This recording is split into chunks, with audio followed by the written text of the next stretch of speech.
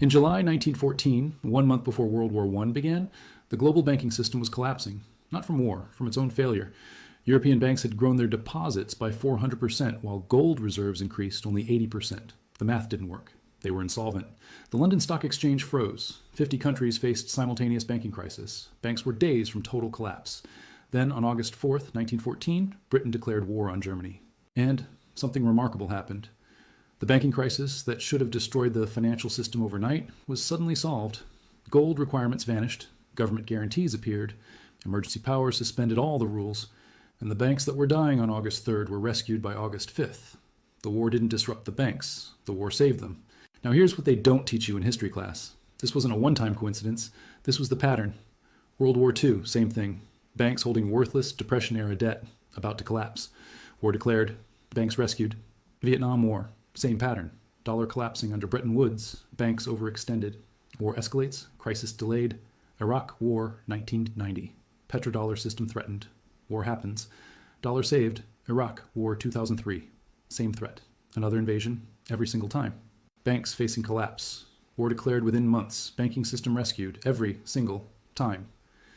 What if I told you that every major war in the last 100 years happened not because of the reasons you learned in school, but because banks needed to be saved?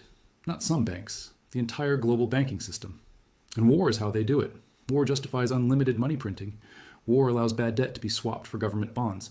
War transfers private losses onto public balance sheets. War enables the largest wealth transfers in history, and it happens the same way every time. I'm going to show you the pattern they don't teach. 4 wars, 4 banking crises, 4 rescues disguised as military conflicts, the exact mechanism they use, the timeline proving it's not coincidence, and most importantly, the current banking crisis happening right now and why the next war might already be starting. Because if you understand the pattern, you can see what's coming. And what's coming looks exactly like 1914 all over again. Let me start with World War I because this is where the pattern becomes undeniable. July 1914. Europe's banking system is dying. Not from war. The war hasn't started yet. The banks are dying from 4 decades of reckless expansion. Between 1870 and 1914, European banks grew deposits by 400%. But gold reserves, the foundation of the entire system, only increased 80%. This created a mathematical impossibility. Banks promised depositors they could withdraw gold, but there wasn't enough gold. The banks were running a con, and by July 1914, the con was collapsing. The crisis was visible everywhere if you looked at the real numbers. The London Stock Exchange was seizing up, trading volumes plummeted, major banks couldn't get liquidity. In late July, the market froze completely. Stock prices crashed overnight. The London Exchange closed on July 31st, 1914. It stayed closed for 5 months. 5 months. That's not a disruption. That's collapse. But it wasn't just London. This was global. 50 countries simultaneously faced banking crisis. Bank runs spreading across continents. Gold being hoarded by central banks in desperate scrambles for liquidity. The entire global financial architecture built over 40 years was melting down. And the insiders knew it. The Bank of England held emergency meetings throughout July. The Rothschild family coordinated crisis response across London, Paris, and Vienna. J.P. Morgan's partners sent private warnings to the architects of the new Federal Reserve System in America. They all saw the collapse coming. The banks had 3 massive problems they couldn't solve. First, colonial lending had gone catastrophic. Massive loans to South American governments were defaulting. Argentina had already defaulted in 1890. The Ottoman Empire was collapsing under debt. African colonial ventures were producing losses, not profits. Billions in loans that would never be repaid. Second, domestic bubbles were popping. Property speculation in London and Paris had inflated beyond any rational value. Industrial overcapacity meant steel mills, railroads, and factories couldn't service their debt. The whole economy was overleveraged and breaking. Third, the gold standard made everything unfixable. Banks couldn't print money to save themselves. Gold convertibility meant any loss of confidence would trigger bank death within days. And confidence was breaking. By July 1914, wealthy clients were pulling deposits. Interbank lending rates were spiking. The system was in free fall. Then, August 4th, 1914, Britain declared war on Germany. And watch what happened to the banking crisis. It disappeared, not because it was solved, because it was hidden. On August 5th, 1 day after war declaration, the British government passed the Currency and Banknotes Act. Banks in the 1920s had bought German bonds, Italian bonds, Japanese bonds. They did this because the yields were high and governments claimed these countries would pay. But by 1939, these countries couldn't pay. The bonds were worthless, but banks still carried them on their balance sheets at full value. If they marked these bonds to market, the banks were insolvent. Every major institution in London, Paris, and New York faced the same problem. Billions in worthless sovereign debt from countries that would never pay. American banks faced additional pressure. The Depression had destroyed domestic loan books. Real estate loans were underwater. Corporate loans were in default. Banks had used accounting tricks to hide losses throughout the 1930s, but by 1939, the tricks were exhausted. Major defaults were coming. Without intervention, 1940 would see bank failures that would make 1933 look mild. Then September 1st, 1939, Germany invaded Poland. World War II began. And just like 1914, watch what happened.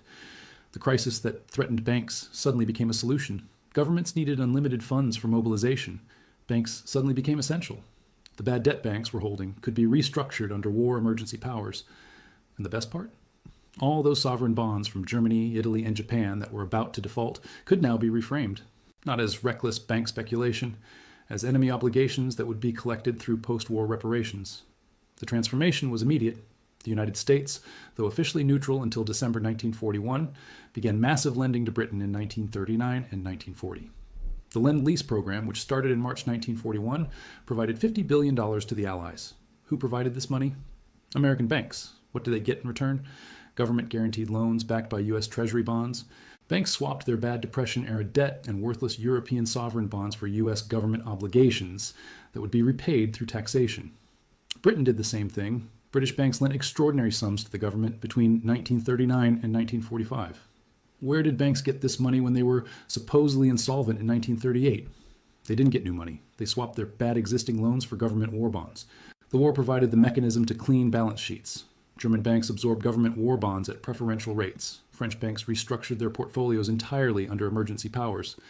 By 1945, when the war ended, the banking system that should have collapsed in 1939 had completely restructured. Bad private debt from the Depression was gone, replaced by government bonds.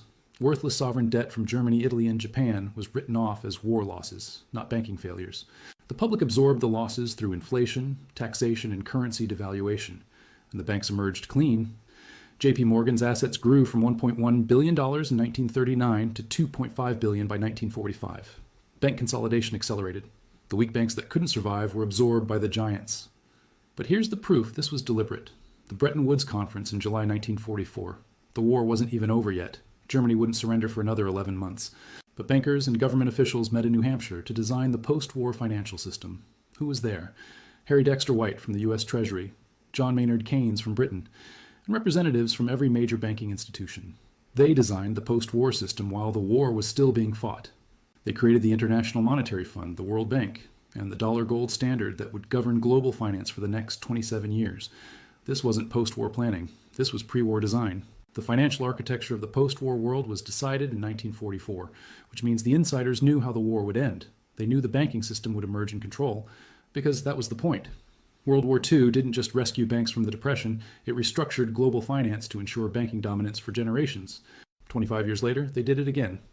By 1964, the US dollar was under terminal pressure. The Bretton Woods system that was designed in 1944 was collapsing. The problem was simple mathematics. The United States had promised to convert dollars to gold at $35 per ounce, but America was printing far more dollars than it had gold. The ratio was becoming impossible. France saw this first. Charles de Gaulle, the French president, figured out the con. America was exporting inflation to the world by printing dollars. Every country had to hold dollars as reserves under Bretton Woods. But those dollars were losing value because America was printing too many. De Gaulle started demanding gold. In 1965, France converted $750 million into gold and physically shipped it from the U.S. to France. Other countries started following. If this continued, America would run out of gold within 2 years. The dollar would collapse. Bretton Woods would end, and the global banking system built on dollar dominance would die. American banks faced a crisis. They had expanded globally on dollar stability.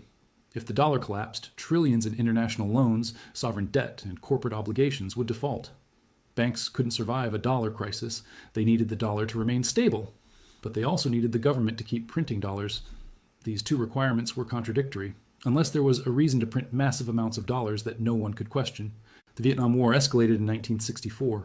The Gulf of Tonkin incident in August 1964 led to direct American involvement. By 1965, ground troops were deployed. By 1968, over 500,000 American soldiers were in Vietnam. The war cost $168 billion in direct spending. Adjusted for inflation, that's over $1 trillion in current terms. Where did this money come from? The Federal Reserve printed it, and no one questioned it because it was wartime emergency spending. Here's what the war did for banks. First, it justified unlimited dollar printing. The government needed money for war. The Fed provided it. Inflation spiked from 1% in 1964 to 6% by 1970. This inflation reduced the real value of all that gold countries were demanding. Second, it delayed the dollar crisis. Instead of addressing Bretton Woods' fundamental problems in 1965, the war created justification to keep printing until 1971. 6 more years of dollar dominance. Third, it maintained bank solvency through the period when international loans should have collapsed. But here's the key. The war didn't fix the underlying problem. It delayed the crisis until banks could position for the transition. By 1971, when Nixon closed the gold window and ended Bretton Woods, banks were ready. They had moved their exposure, they had restructured their balance sheets, they had positioned for a post-gold world. The war bought them 7 years to prepare for a transition that would have killed them in 1965. And the proof is in what happened when the war ended. The dollar didn't collapse in 1973 when America fully withdrew from Vietnam. Why not? Because banks had already established the petrodollar system. In 1973 and 1974, the US made a deal with Saudi Arabia. Saudi would sell oil only in dollars. In exchange, the US would provide military protection and buy Saudi debt. This forced every country to hold dollars to buy oil. The dollar's value was backed by oil demand instead of gold. The system continued. Banks remained dominant. The Vietnam War served the exact same function as World War I and World War II. Banking crisis, war, crisis delayed, system restructured, banks rescued. The pattern repeated perfectly, but they weren't done. By 1990, the petrodollar system faced its first existential threat, and the threat came from Iraq. Saddam Hussein controlled massive oil reserves, and he started talking about selling oil in currencies other than dollars. This sounds like a minor technical decision. It was a nuclear bomb aimed at American banks. Here's why. The petrodollar system requires every country to buy oil in dollars. This creates artificial demand for dollars. Banks can lend dollars internationally because everyone needs dollars for oil. If major oil producers started accepting euros, yen, or gold instead of dollars, countries wouldn't need to hold dollars as reserves. They could dump their dollar holdings. The value would collapse, and every dollar-denominated loan, bond, and financial instrument would default. American banks would collapse within months. Iraq had the second largest oil reserves in the world. If Iraq abandoned the petrodollar, other producers would follow. Iran had already been threatening to sell oil in other currencies. Venezuela was talking about the same thing. The entire OPEC structure could abandon the dollar. Banks couldn't allow this. The system would die. In August 1990, Iraq invaded Kuwait. By January 1991, the US and a coalition of 35 countries launched Operation Desert Storm. The official reason was liberating Kuwait and stopping Iraqi aggression. The real reason was eliminating the threat to the petrodollar. Saddam Hussein had threatened the foundation of dollar dominance. He had to be removed. But the war didn't remove him. It destroyed his military and his oil production capacity. Iraq remained under sanctions and couldn't sell oil at all, much less in non-dollar currencies.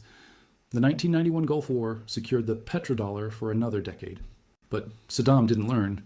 In November 2000, Iraq announced it would sell oil through the UN Oil for Food program in euros instead of dollars. This was a direct attack on the petrodollar system. If Iraq successfully sold oil in euros, other producers would follow. The dollar would lose its oil backing. Banks would face collapse. On March 20th, 2003, the United States invaded Iraq. The official reasons were weapons of mass destruction and terrorism links. Both were lies. No WMDs were ever found. The terrorism links didn't exist. But here's what happened immediately after the invasion. In June 2003, Iraq's oil sales were switched back to dollars. The Central Bank of Iraq was restructured under U.S. oversight. All oil law did 3 things that saved every bank in Britain. First, it suspended the gold standard. Banks no longer had to redeem paper for gold. The constraint strangling them was gone. Second, it authorized unlimited money printing. The monetary base expanded from £288 million in 1914 to £531 million by 1918. Third, it provided government guarantees for bank losses. The British government promised to cover any bank failures during the war emergency. But that was just Britain. Look at what happened everywhere else. Germany suspended gold convertibility on August 4th. France suspended it on August 5th. Russia suspended it on July 27th, even before the war officially started because they saw it coming. Every country, simultaneously, abandoned the gold standard the moment war was declared. The crisis that should have killed the banks was suddenly solved by government intervention justified by war emergency. Here's the key: the debt moratoria. Governments across Europe declared that all loans were frozen, payments suspended, deadlines extended indefinitely. This meant all those failing colonial loans, all those defaulting property speculations, all the bad debt hemorrhaging losses suddenly stopped coming due. The banks didn't have to recognize the losses. Everything was frozen temporarily because of the war. Temporarily became permanently. Most of that debt was never repaid. It was written off, restructured, or swapped for government war bonds. Now, here's where the rescue becomes a heist. Banks held billions in bad private debt, failed railroad loans, speculative real estate, colonial projects that would never produce returns. Governments needed money immediately for war mobilization. They couldn't wait for taxes. So banks made an offer. We'll give you immediate cash. You give us government war bonds to replace our bad loans. The swap happened across Europe. Deutsche Bank's failing Ottoman railway loans became German war bonds. British Banks' South American disasters became Empire defense financing. French Banks' Russian exposure became Allied mutual support obligations. This was the largest balance sheet laundering in history. Risk that sat on bank balance sheets where shareholders would take losses was transferred to government ledgers where taxpayers would carry the burden for generations. The British government alone provided £200 million to banks through various revival schemes. That was 9% of the entire national GDP. The scale was unimaginable, and every penny of it was justified by war emergency. By 1918, when the war ended, European banking looked completely different. The banks that should have collapsed in 1914 had not only survived, they had consolidated into monopolies. Britain went from 38 major banks in 1913 to just 5 dominant institutions by 1920. The big 5 that would control British banking for the next 80 years. JP Morgan grew its assets from $550 million in 1913 to $1.2 billion by 1919. The crisis that should have destroyed banking instead created the largest banks in history. But here's what makes this undeniable: the Federal Reserve. America's central bank was created on December 23, 1913, passed while Congress was on Christmas break, became operational in August 1914, the exact moment Europe needed American bank loans to fight the war. The timing was convenient, so convenient that by the time America officially entered the war in 1917, American banks held $2.5 billion in Allied war loans, so much money that letting the Allies lose meant catastrophic bank failures across America. The Fed was designed to enable war financing, and it went operational exactly when needed. World War I didn't cause a banking crisis. World War I solved a banking crisis that was already terminal. The war provided the justification for unlimited money printing, gold standard suspension, debt moratoria, government guarantees, and the transfer of private losses to public ledgers. The pattern was established. Banking crisis. War declared. Banks rescued. And 20 years later, they did it again. By 1939, banks were facing another terminal crisis. Different cause, same solution. The Great Depression had collapsed asset values across the world, but here's what they don't tell you. The Depression didn't end in 1933 or 1935. It continued throughout the 1930s. Banks were still holding massive losses from the 1929 crash. Property valuations remained depressed. Corporate debt was unpayable. And sovereign debt was about to explode into default. The sovereign debt problem was catastrophic. Germany owed billions in World War I reparations that it couldn't pay. The Versailles Treaty had loaded Germany with debt obligations that were mathematically impossible to service. By 1939, default was imminent. Italy owed massive loans from World War I and post-war reconstruction. Japan had borrowed heavily for military expansion throughout the 1930s. If these countries defaulted, every major bank in Europe and America would collapse because they held those sovereign bonds. Here's the mechanism. Banks in the